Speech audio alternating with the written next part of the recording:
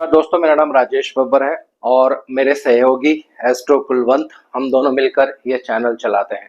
तो आज मैं आपको बताने जा रहा हूँ 8th हाउस के बारे में कुंडली में, और वीनस की जो मेरी सीरीज चल रही है उसको नेक्स्ट वीडियो में मैं कंटिन्यू करूंगा। किसी की रिक्वेस्ट पे आज मैं ये एक वीडियो बनाने जा रहा हूँ अष्टम भाव के ऊपर। सिंपल टेक्निक है, सिंपल ज्योतिष है, सिंपल वैदिक ज्योतिष है। हर बुक में आपको ये मिल जाएगा, कोई भी नई चीज इसमें ऐसी नहीं है जो बुक्स में नहीं लिखी है। सिर्फ आपको अच्छी बुक्स ढूंढनी है, उनको पढ़ना है। तो वीडियो आरंभ करने से पहले भगवान गणेश जी और भगवान शनिदेव से आराधना करूंगा सबके घर में सुख और शांति बनाए रखें। हमारे चैनल को सब्सक्राइब जरूर करें दोस्तों। अगर वीडियोस अच्छी लगती हैं तो लाइक करें और शेयर भी करें, कमेंट करें अगर किसी और टॉपिक पे आप वीडियो बनाना चाहते हैं। तो आइए वीडियो आरंभ करते हैं। जो लोग बिल्कुल नए हैं इस फील्ड में या सीख रहे हैं उनके लिए थोड़ा सा मैं बेसिक बता देता हूँ। ये नॉर्थ इंडियन कुंडली है, साउथ इंडियन कुंडली भी होती है, लेकिन मोस्टली जो लोग इन हिंदू ज्योतिष सीखते हैं उसको इसी पैटर्न से सिखाया जाता है। ये कुंडली का पहला भाव होता है, इसको लगन भाव कहते हैं। ये दूसरा, तीसरा, चौथा, पांचवा, छठा, सातवां, आठवां, इसके बारे में आज हम बात करने जा रहे हैं, यानी 8th हाउस के बारे में। और 9वां, 10वां, 11वां, 12वां, ये कुंडली के भाव होते हैं। इन्हीं भावों के ऊपर बहुत सारी चीजें, बहुत सारे रहस्य जीवन के छुपे रहते हैं, जो एक और वीडियो अभी मैं बताऊंगा 10 नंबर साइन के ऊपर, उसमें क्या रहस्य छुपा रहता है कुंडली में। नेक्स्ट वीडियो इसके ऊपर आएगा। तो आज स्पेशली बात करने जा रहे हैं अष्टम भाव के ऊपर। बहुत ही महत्वपूर्ण भाव है और बहुत डिटेल्स में अगर आप बुक्स पढ़ेंगे तो बहुत कुछ इसके बारे में लिखा हुआ है, लेकिन ज्यादा डीप डिटेल्स में नहीं जाएंगे। अष्टम भाव जो होता है कुंडली में, अष्टम भाव आपके जीवन में अचानक से कुछ कर देता है। अनएक्सपेक्टेड चीजें जब होती हैं जिसके बारे में आपको बिल्कुल आइडिया नहीं होता है, यानी सडन, एकदम से अचानक, पहला कारकत्व इसका ये है। दूसरा, ट्रांसफॉर्मेशन, जब आपके जीवन में बदलाव आता है, अष्टम भाव का बहुत बड़ा रोल होता है। तीसरा, मैरिज, मैरिज के लिए भी अष्टम भाव का बहुत बड़ा रोल होता है, ये आने वाली वीडियोस में डिस्कस करेंगे। चौथा, सडन प्रॉब्लम, अचानक से आपके जीवन में प्रॉब्लम आती है, या इस भाव को एक प्रॉब्लम वाला भाव भी कहा जाता है। आयु, ये भी आप यहाँ से देखते हैं। छुपा हुआ खजाना, ये भी आप यहाँ से देखते हैं। तो बहुत सारे कारकत्व हैं, सारे कारकत्व यहाँ पे मैं नहीं ले रहा हूँ। एक महत्वपूर्ण कारकत्व जो मैंने आपको बताया कि प्रॉब्लम, ठीक है।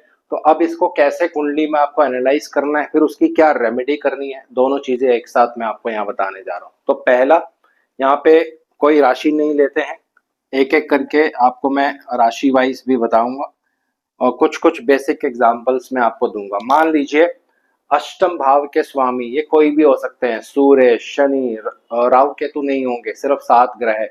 यहाँ पे जो राशि होगी वही आपका अष्टमेश बन जाएगा। उदाहरण के लिए मान लीजिए यहाँ पे 5 नंबर राशि है, तो आपके अष्टम भाव के जो स्वामी है यानी अष्टमेश जो है वो सूर्य देव बन जाएंगे। तो इस तरह से आप अपनी अपनी कुंडली में देख लीजिए यहाँ पे कौन सी राशि है। सबकी कुंडलियों में अलग अलग राशि होगी और उसके सिग्निफिकेशंस मैं आपको अभी बताने जा रहा हूँ। एक बेसिक मैं लूंगा, बाकी फिर आप अपने आप जब कुंडलियां स्टडी करेंगे तो आपको समझ आ जाएगा।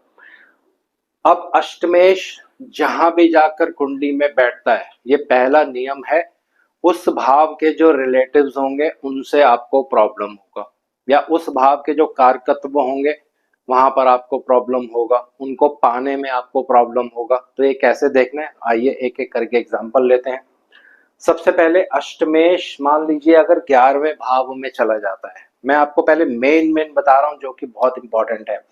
मान लीजिए किसी की भी कुंडली है, यहाँ पे 5 नंबर राशि है और उनके सूर्य देव अगर कुंडली में यहाँ आ जाते हैं, अष्टमेश अगर 11वें भाव में आ गया तो क्या होगा, कैसे इसको आपको एनालाइज करना है। बिल्कुल सिंपल ज्योतिष है, अगर आप ये सीखेंगे तो ज्योतिष में आप कभी मार नहीं खाएंगे, ये मेरी गारंटी है। 11th हाउस बड़े भाई को इंडिकेट करता है। 11th हाउस आपकी इच्छा, जो आप जीवन में पाना चाहते हैं उसको इंडिकेट करता है। 11th हाउस इनकम, लाभ कहाँ से होगा जीवन में, इसको इंडिकेट करता है। और बहुत सी चीजें हैं जिनको इंडिकेट करता है। तो कुछ बेसिक बेसिक चीजें यहाँ समझने की कोशिश करेंगे, ज्यादा डिटेल में नहीं जाएंगे ताकि कंफ्यूजन नहीं हो। तो आपको हमेशा अपने बड़े भाई से प्रॉब्लम रहेगी। अगर कुंडली में योग है बड़े भाई का, आपके बड़े भाई हैं, तो सदैव आप देखोगे आपको अपने बड़े भाई से प्रॉब्लम रहेगा। अगर आपके बड़े भाई नहीं है कुंडली में और आप जॉब करते हैं तो आपको हमेशा अपने बॉस से प्रॉब्लम रहेगा, क्योंकि सूर्य को बॉस कहते हैं। आपका जो सीनियर होता है उसको सूर्य देव कहते हैं। ये तो हो गया एक सिंपल टेक्निक। अब और 11वां भाव किस चीज का भाव है? लाभ का भाव है। तो सदैव इस एरिया में आपको प्रॉब्लम रहेगा। लाभ के लिए आपको बहुत मेहनत करनी पड़ेगी, बहुत स्ट्रगल करना पड़ेगा। फिर बाकी कॉम्बिनेशंस कुंडली में देखेंगे, अगर बृहस्पति की दृष्टि होगी तो बहुत स्ट्रगल के बाद व्यक्ति को नेम एंड फेम या लाभ जो है मिल जाता है।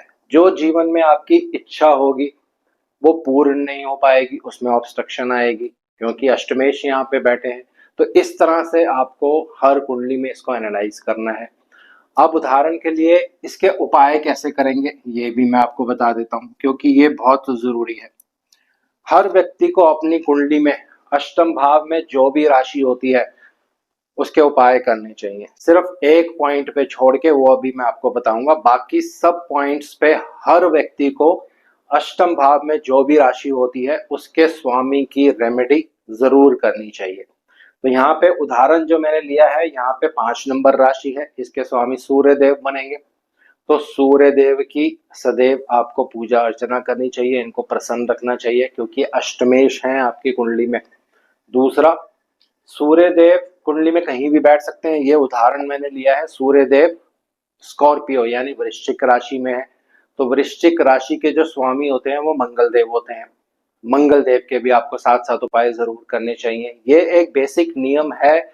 जब आप रेमेडीज करते हैं तो हमेशा जिस साइन में ग्रह बैठा होता है उसके लॉर्ड की भी रेमेडी जरूर करनी पड़ती है। और साथ में ये सूर्य देव जिसके नक्षत्र में होंगे उनके देवता की भी आपको पूजा अर्चना जरूर करनी पड़ेगी, तब जाके ये रेमेडी सक्सेसफुल होती है दोस्तों।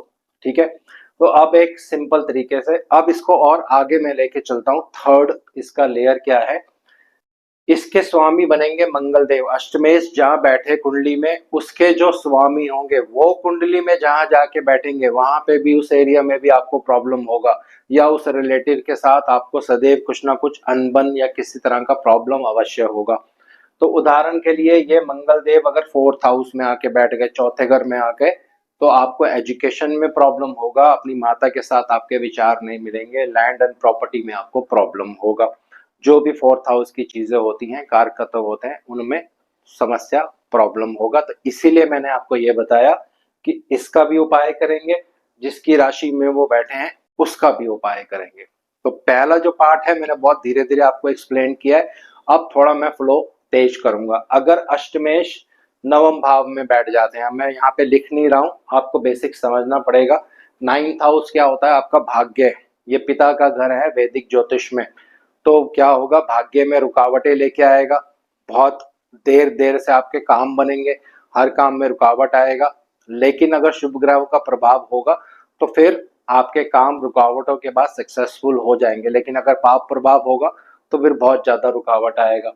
उसके बाद आपको बुध देव देखना है कहाँ बैठे हैं। जैसे मैंने आपको टेक्निक बता दिया, ये पिता का घर है तो पिता को एक लंबा रोग दे सकता है ये, क्योंकि अष्टमेश है, इसका काम है रोग देना, इसका काम है प्रॉब्लम देना। लेकिन अचानक से लाभ भी देता है, ऐसा नहीं कि ये नेगेटिव ही है, ये पॉजिटिव भी देता है आपको।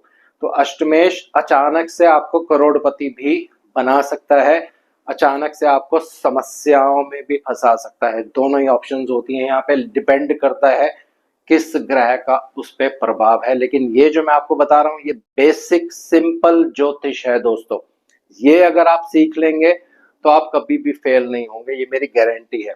तो 9th हाउस ये मैंने बता दिया। 10th हाउस, अगर अष्टम भाव के स्वामी 10th हाउस में बैठेंगे तो क्या होगा? आपके प्रोफेशनल लाइफ में दिक्कत आएगी, आप कुछ भी कर्म करेंगे उसमें आपको सफलता नहीं मिलेगी, रुकावट आएगी। फिर वही रूल यहाँ पे अप्लाई करना डिपेंड करता है दूसरे ग्रहों पर।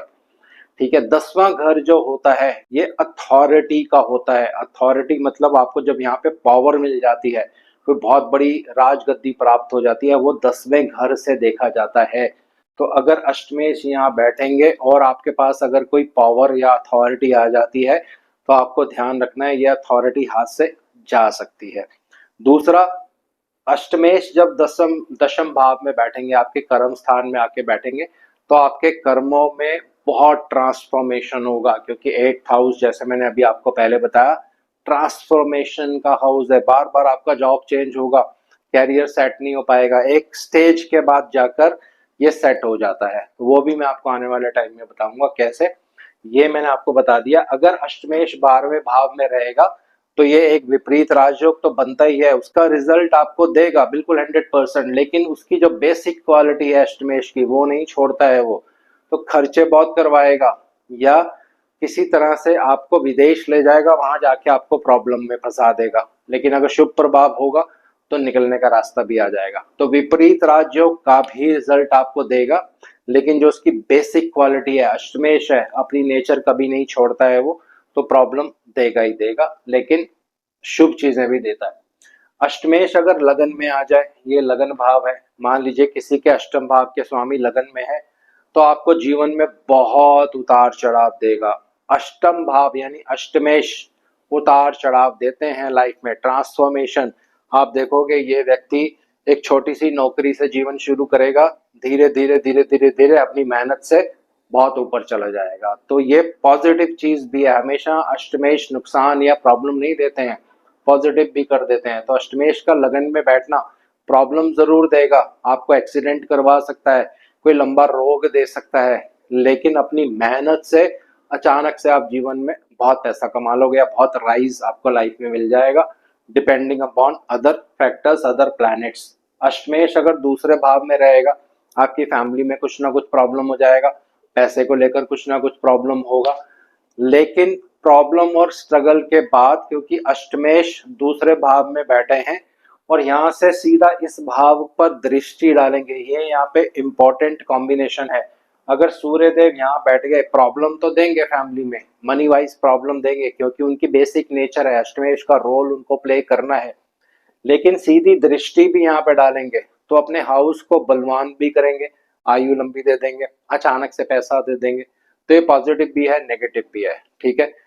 अब अष्टमेश अगर तीसरे भाव में आके बैठ गए, तो अष्टमेश जब तीसरे भाव में बैठेंगे तो भाई बहनों के साथ रिलेशंस जो है वो खराब हो सकते हैं, आपके पड़ोसियों के साथ रिलेशन खराब हो जाएंगे, लेकिन मेहनत बहुत करनी पड़ेगी, क्योंकि तीसरा भाव मेहनत का होता है। पॉजिटिव भी है, नेगेटिव भी, अच्छे रिजल्ट्स भी देगा, आयु लंबी कर देगा। अष्टमेश अगर 4th हाउस में बैठ जाएगा आगे, तो क्या होगा, आपके प्रॉपर्टी में प्रॉब्लम कर सकता है, प्रॉपर्टी बिकेगी नहीं जल्दी से, या आपकी माता को एक लंबी बीमारी दे देगा, रोग दे देगा, माता से आपके रिलेशन अच्छे नहीं बनेंगे।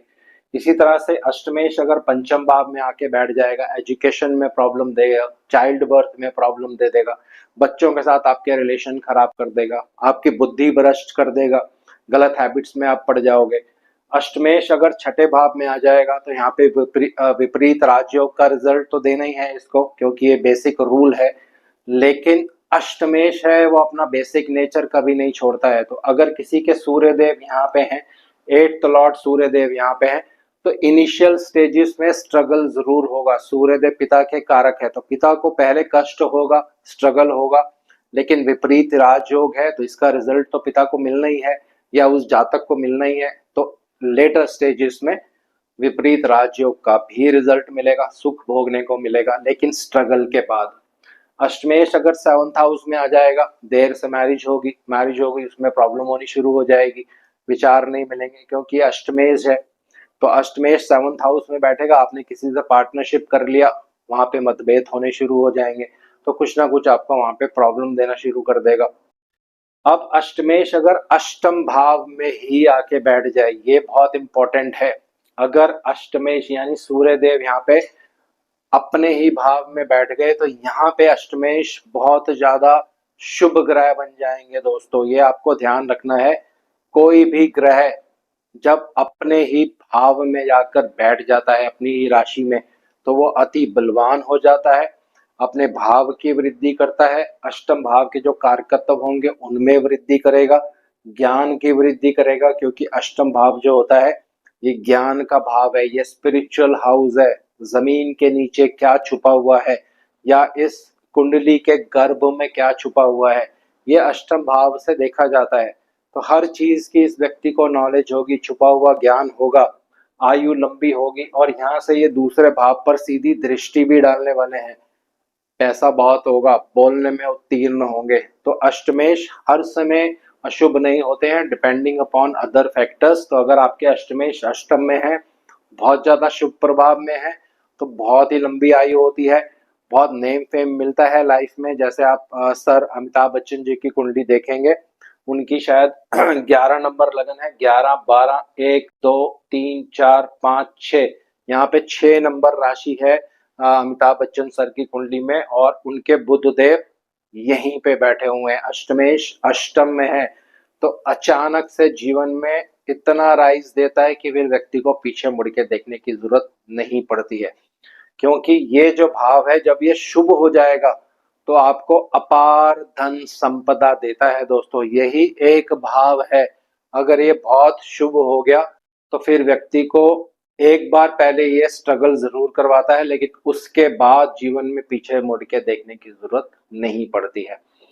नेक्स्ट जो वीडियो मैं बनाऊंगा, जो मेरा सिग्निफिकेशंस रह गया है वीनस का, उसको कवर करेंगे। और उसके बाद जैसे मैंने आपको बताया 10 नंबर राशि क्यों इतनी महत्वपूर्ण होती है कुंडली में, उसके बारे में आपको मैं कुछ बताऊंगा। तो आज इस वीडियो को यहीं विराम दे रहा हूं। आशा करता हूं सब कुशल मंगल होंगे। हमारे चैनल को जरूर सब्सक्राइब करें, और मेरे जो सहयोगी हैं एस्ट्रो कुलवंत, वो लाइव आते हैं, हमारे लाइव भी अटेंड करिए।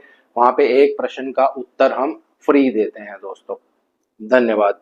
जय श्री राम।